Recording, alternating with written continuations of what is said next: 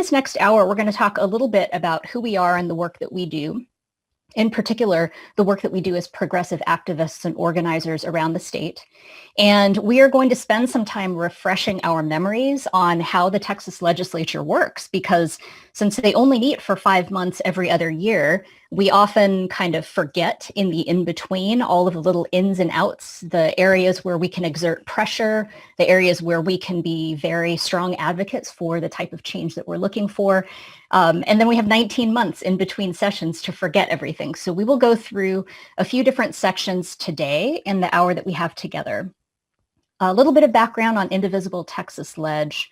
The bulk of us that are convening as an organization now all started out as a very, very small pod of people who believed, like Molly Ivins, that Texas had the potential to be much better for its citizens than it actually was. And because we wanted to discuss this hope for our great state with other people who shared this belief in the potential of Texas, we decided to get together and start pushing for the kind of change that we were looking for. And it literally started out Indivisible Texas Lege as a handful of people back in 2017. And I think our first big showing, like in person, happened around the special session that occurred in the summer of 2017. And since then, we've grown quite a bit to the point now where we actually have a formal mission and values and vision and a description of the work that we believe we are here to do. So like many indivisible groups, we believe in civic engagement, and we believe in citizen advocacy, and that really making change in our government is not just about voting every 4 years, that this is a muscle that we want to build and exercise every single day.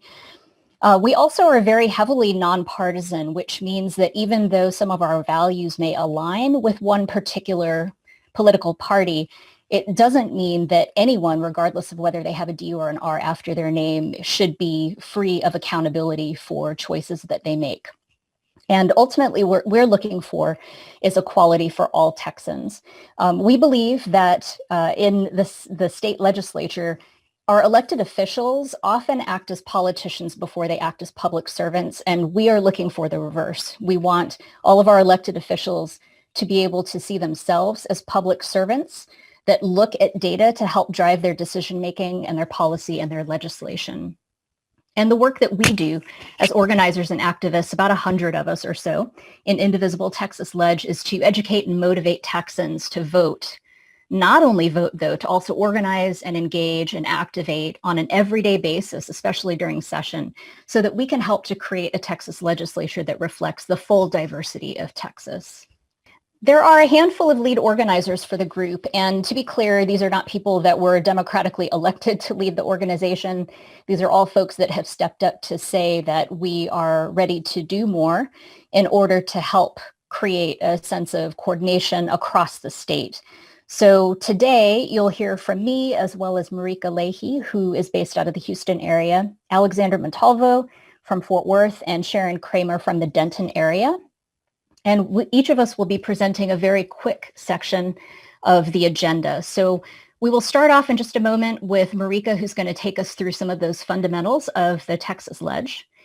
Alex is going to go a little bit deeper into the Texas budget, which of course, pandemic, downturn in the economy, all of these things, it's going to be a huge topic for us moving into this upcoming session. And then Sharon is going to bring all of it back down to brass tacks. Now that we know what the challenges are that are in front of us, what are the things that we can do every day to be able to make the change that we and our fellow Texans need? Q&A is potentially something that we'll have some time at the end of the session today to cover. And with that, I will hand the baton over to Marika Lege.